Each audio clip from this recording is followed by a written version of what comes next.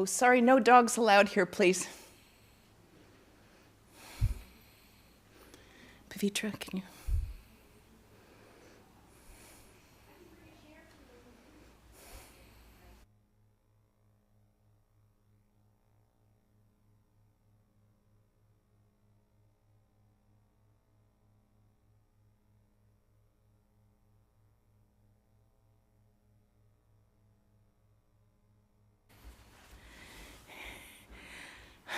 Can you all hear me out there?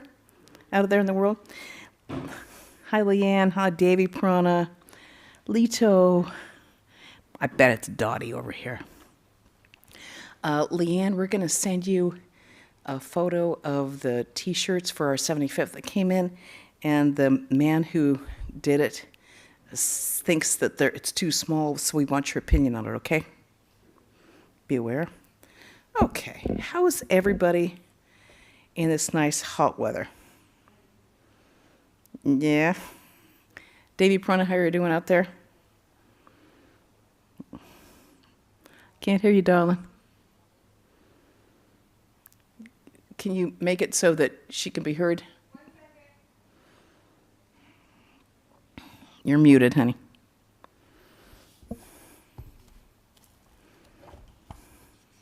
I am unmuting. Are you doing okay, Davy Prun, there? Yeah, I am.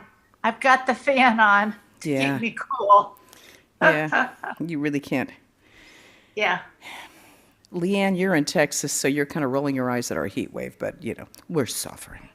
Well, we all have air conditioning here. Yeah, well, So, we don't. so yeah. It was cool today. It only got in the lower 90s. Oh, Those man. over 90s. Oh my God. Score for Austin. So we are reading Spiritual Treasures, the letters of Swami Turiyananda. And this is translated and edited by Swami Turiyananda. And so we will continue with Dear X. Dear X, Varanasi does not appeal to you, so you are thinking of going somewhere else. Where will you go? The mind is restless by nature. Will it be calm if you change your location? You're supposed to quiet the mind within and must rise above circumstances. If you are a slave to circumstances, they will follow you wherever you go. But if you have full control over the circumstances, they cannot create any more trouble. Your well-wisher, Turiyananda. Here's another letter, Dear D. It's written from Almora, the 5th of August, 1916. Dear D, I am delighted to know that you are keeping well and are practicing spiritual disciplines to your heart's content. It is no wonder that one attains peace of mind by recollectedness of God. It was a quotation, our will is God's will. This conviction does not arise when one is, This conviction does not arise when one is in ignorance. God's will is established in truth, but man's will often becomes falsified. For this reason, one cannot say that man's will is the same as God's will. If one's heart is purified through the grace of God, one gets right understanding about everything. Your well-wisher, Turiyananda. Here's one from Almora, 11th of August, 1916. Dear Bihari Babu, but there's a lot of letters here with Bihari Babu, a beloved devotee who was a regular attender in Dakshineshwar. He had a lot of contact with Ramakrishna. Dear Bihari Babu, yesterday I received your letter of August 5th. I pray to the Master that you may continue to practice sadhana with a healthy body and a tranquil mind. Quote, sing his name as long as there is life in the body. End quote. This is the essential thing. I suspect that's a quote from a song. There is no better prayer than this. Quote, oh, beloved, I will soothe the pangs of my heart by singing your name. Love is the best form of spiritual practice. What else is spiritual practice? Love towards all beings. Swamiji said, love is the only boat that ferries people across the ocean of ignorance. This he translated fully in his life. The great sage Narada defined bhakti, or love, as, quote, "The real nature of supreme love is inexpressible. It is like a dumb man trying to express his experience of a delightful taste." And then this is Narada Bhakti Sutras, Sutras 51 and 52. "Then he said, nevertheless, it manifests to some fortunate souls." This is, again, quoting Narada. Narada also indicated that the means of attaining divine love is when God's name is sung, he reveals himself without delay and makes the devotee experience that love. That's why Sri Ramakrishna was always singing and dancing, doing kirtan, singing the Lord's name, singing his praises, because the musical memory is so much stronger than a regular memory. So singing to God, repeating his name through the Lord's name through singing is a very effective way of keeping our mind on a higher level. It's also much easier to remember God that way because these songs keep coming back to our minds. Today we were thinking of Ganesha Sharnam because today is Ganesha Chaturthi. Yes. So the master used to sing, "Oh, Mother Shama, my only hope is your name. What do I care for rituals and social niceties? In this age, chanting the Lord's name is the means of perfection. This is the truth. With love and best wishes, Turiyananda." And dated 14th of August, 1916, "Dear Nirmal," who was Swami Madhavananda, "I received your postcard the day before yesterday. Know for certain that I always pray to the Lord for the welfare of all." By the way, Swami Nirmal, Swami Madhavananda became president. He was general secretary of the order for a long time. He was the one who gave the nuns permission to take both brahmacharya and sannyasa. So he was very instrumental in the formation of both the monasteries and the convents in the West. And he became the president of the order. "Know for certain that I always pray to the Lord for the welfare of all. Those who have taken refuge in him are very dear to us. He who is devoted to Chaitanya is verily my life and soul." Quote, "This is the innermost feeling of every devotee of the Lord. I'm happy to learn that you are practicing spiritual disciplines at Advaita Ashrama. One finds abiding peace if only he can put his whole mind on God. It is very difficult to do so, but if one makes an attempt, the Lord draws that person to himself. The Master used to say, if a man takes 10 steps towards God, God takes 100 steps towards him. If it were not true, who could realize him? It is possible. Is it possible to attain him through human efforts? Swamiji once told me, Brother Hari, is God like fish or vegetables that you can purchase for a price? Can any japam or so many austerities? Only his grace is required to realize him. Many people assume that Swami Vivekananda taught almost exclusively Jnana Yoga, the path of discernment between what is eternal and what is temporary. But he was a great lover of God. He was a great bhakta as well. I was just reading reminiscence where Swami Brahmananda, the spiritual son of Sri Ramakrishna, said that Swami Vivekananda was the greatest devotee of Sri Ramakrishna. And Swami Brahmananda, who was such a lover of God, said that. And Swami Prabhavananda said, I heard that myself. I was in the room when he said that. So it's really important to remember, because we tend to make it easy on our brains by sort of putting people in different categories. But Swamiji was as much of a lover of God, as much of a bhakta, as he was as a jnani, as much as he was insistent on discriminating and discerning between what is eternal and what is transitory. The Katha Upanishad says, the Atman is attained by him alone whom it chooses. To such a one, the Atman reveals its own form. Does this mean that you will not have to practice japa and meditation? Of course you must do so, to know that God will not reveal himself to you simply because you are practicing spiritual disciplines. The all-compassionate God, out of mercy, will bestow his grace on you. I practice japa and meditation because I can't help doing so. These spiritual practices should be so spontaneous as breathing. This is really, he said, the only way to soothe one's heart. The realization of God depends on his grace and not on my spiritual practices. One should have this strong conviction in his mind.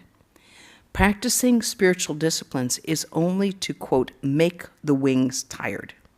He said, when the wings of a bird are tired, it wants to rest somewhere. If it finds no other resting place, it's forced to perch on the mast of a boat until one is deeply convinced that there is no other resting place but God. One cannot wholly surrender oneself to Him. Therefore, one should practice japa and meditation with one's utmost capacity. And later, one will come to the conclusion that these disciplines are futile.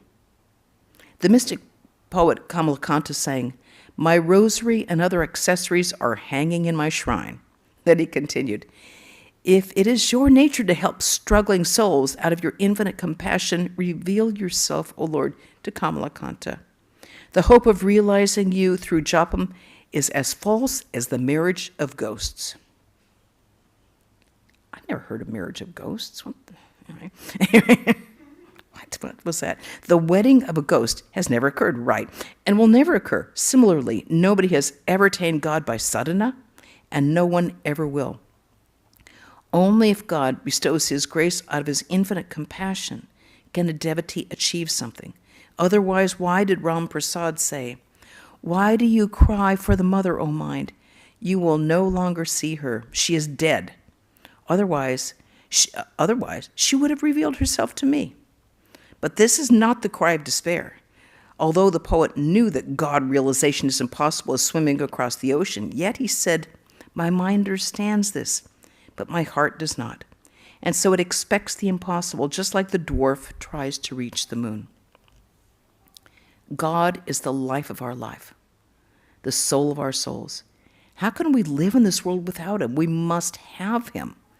But God is an object of passion. He's quoting here, "God is an object of passionate love, and without it, how can one attain Him? He uplifts the devotee to that state.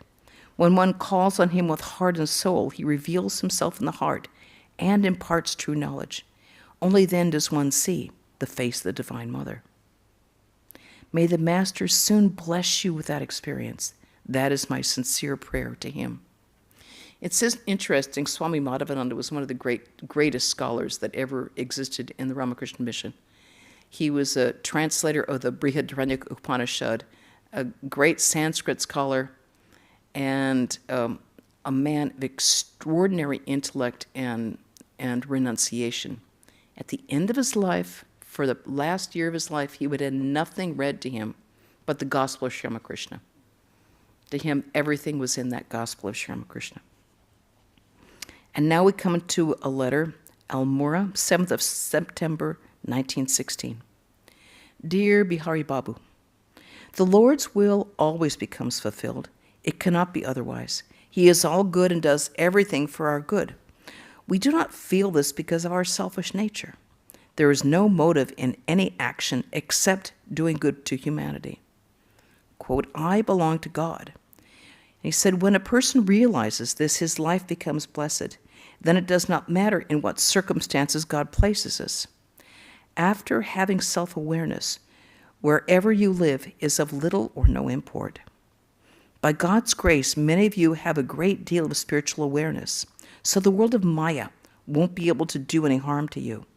Now it is a matter of spending the last few days of life in contentment, with full resignation to the Lord's will. He is our all in all, here and hereafter. Fix your mind only on Him and await His grace. I'm sorry to learn your health is not good, and moreover, you had to do so much work. But in spite of that, you keep your mind on God, and undoubtedly this is His special grace on you. The life which passes with ease without focusing on God is not considered a good life. Blessed is he who thinks of God in the midst of hard work. Quote, "He who seeks happiness should control his desires and be content, because contentment is the basis of happiness, whereas dissatisfaction brings misery."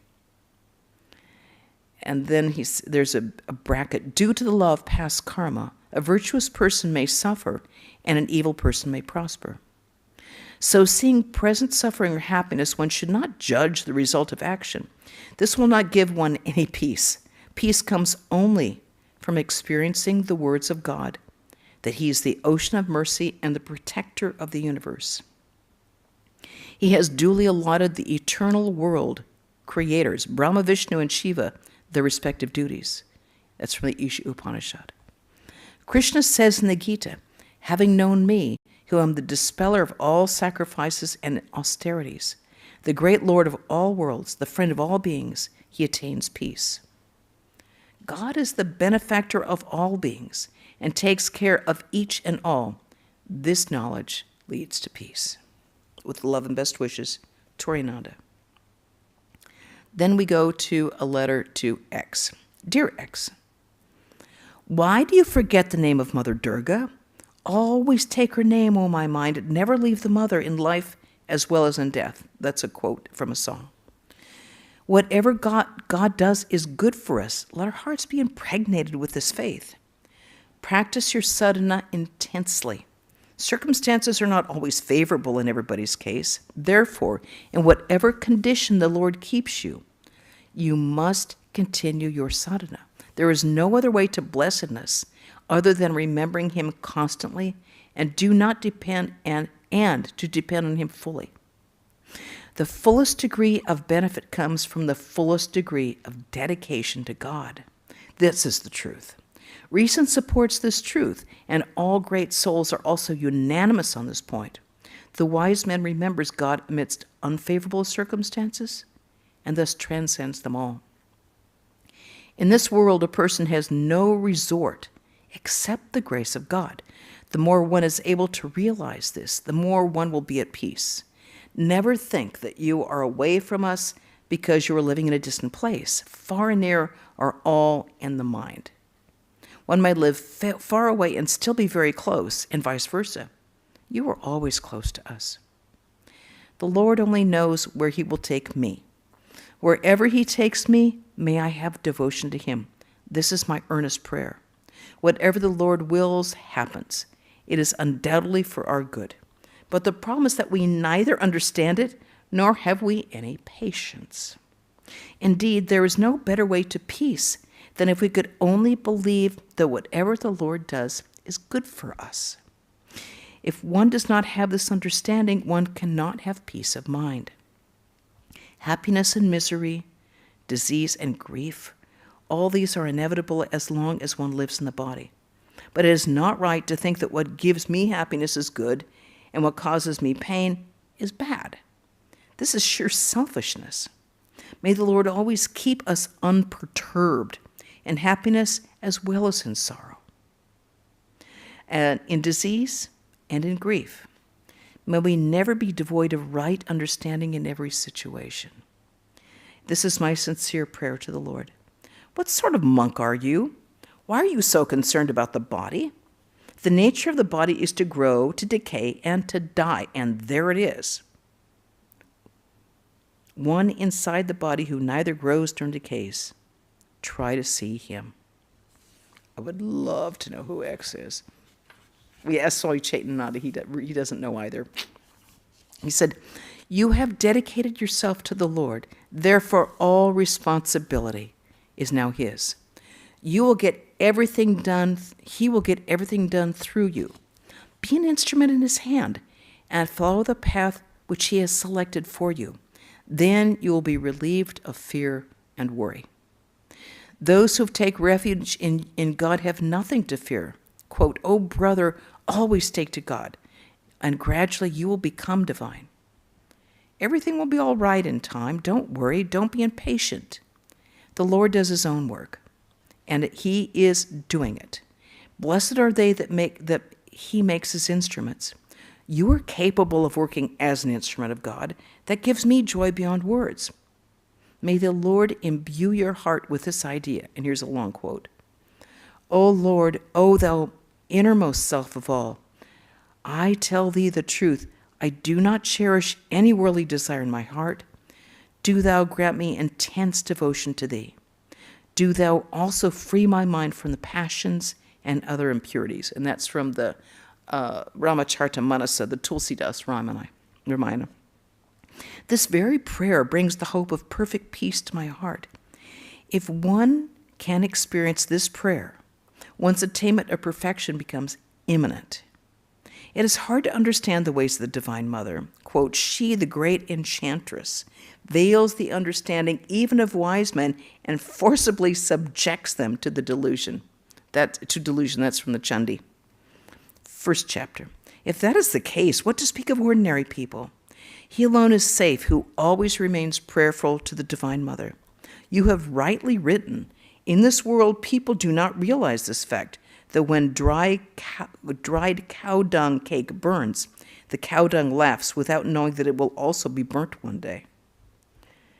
Mother, do not protect us from Maya. There is no Mother, if you do not protect us from Maya, there is no deliverance. This is the truth. The Lord's will be done. If one can be absorbed in the thought of the divine, one need not worry about external things. In this respect, his compassion is one's mainstay. Always be prayerful. You should constantly speak to the Lord about the needs of your heart. He alone is our own. If this feeling is deeply within you, you will be free from fear and anxiety. Gradually, the Lord will make everything known to you. Your well-wisher, Turiyananda. I want to read that quote from Tulsidas again, which Swami Turiyananda said that if one can experience this prayer, one's attainment or perfection becomes imminent. I think that's a good red flag that there's something we ought to know. O Lord, O thou inmost self of all, I tell thee the truth. I do not cherish any worldly desire in my heart. Do thou grant me intense devotion unto thee. Do thou also free my mind from passions and other impurities. So trying to free ourselves from desires, worldly desires, is the clincher. And he again tells us that can only be done through God's grace. That we need to do sadhana and our meditation and our japa, but that's basically to remind us that it comes only through God's grace.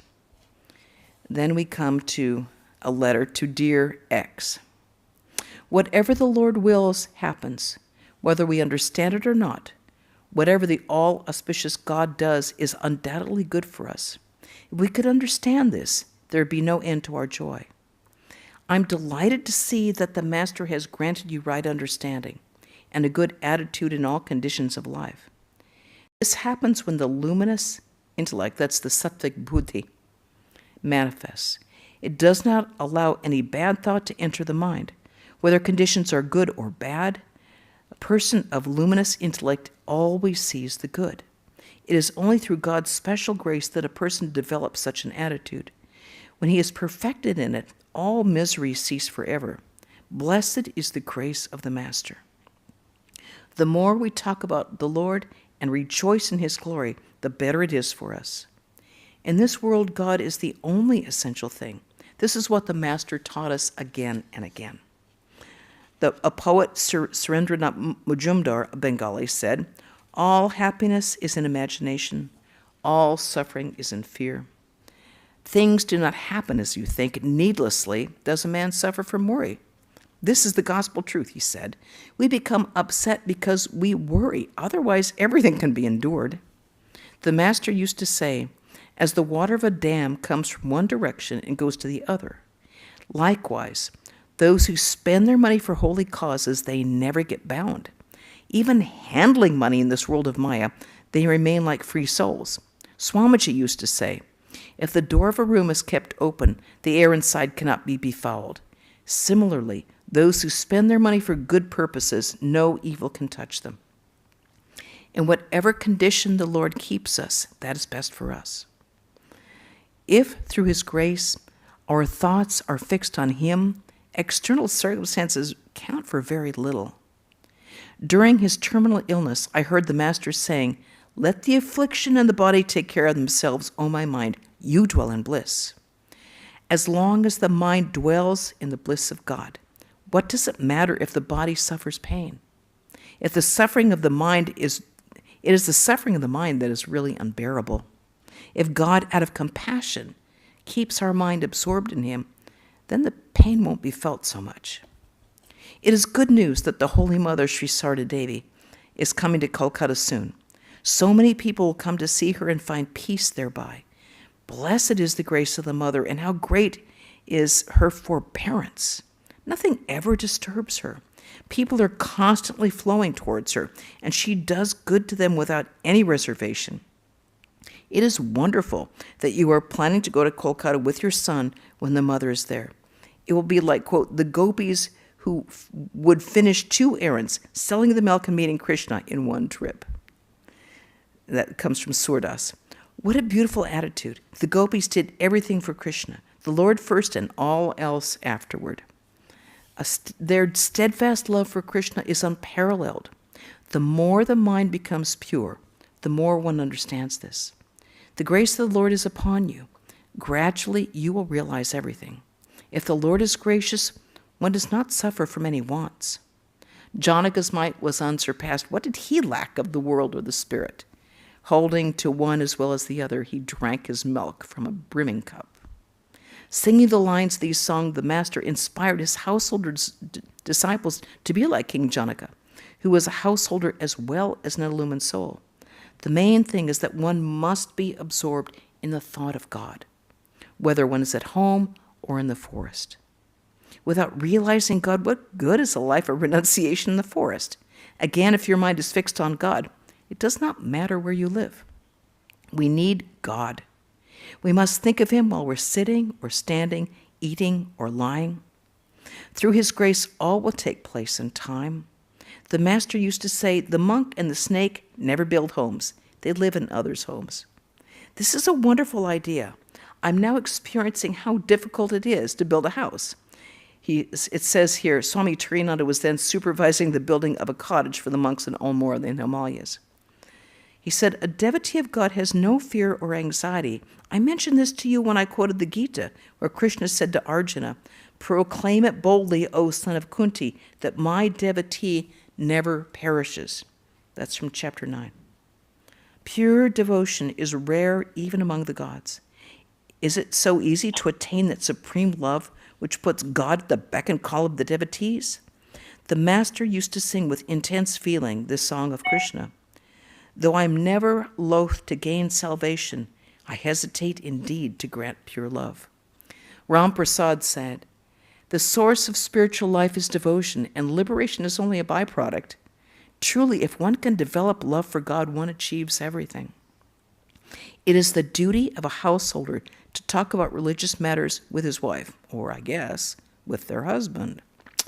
And as you and your wife are studying the Gospel of Sri Ramakrishna together, it will definitely do you good if both of you are of one mind and of one goal. You will be happy then in every respect. What could be better for you than becoming ideal householder devotees of the Lord?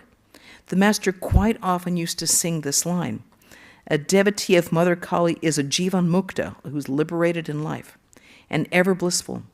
Gold always remains gold, whether it's in a box or in a garbage can. Similarly, wherever God's devotee lives, he belongs to God. Your well-wisher, Turiyananda. And I think that is good for right now until next Wednesday. Are there any questions or arguments or clarifications? Did he say at one point that what kind of monk are you? And then now we're reading he's married and has a son. No, that was two. One was to X, and this one was to, I think, Bihari Babu. I think. Oh, this. No, this one. No, it was to X. Yes. I'm just wondering. He said yes. Yeah, I'm not. Wait. Then maybe that's why we don't know who this person is. Yeah. Yes. Right. Yeah. Okay. Interesting. It does make a difference, really. I mean, it's so beautiful, everything he said. Yeah, everything he said is true, no matter who the recipient was. And he was always scolding X. So he was a benefit of many, many good scoldings. How are you doing, Sunanda? Good. Good? Okay, good to see you there. How are you?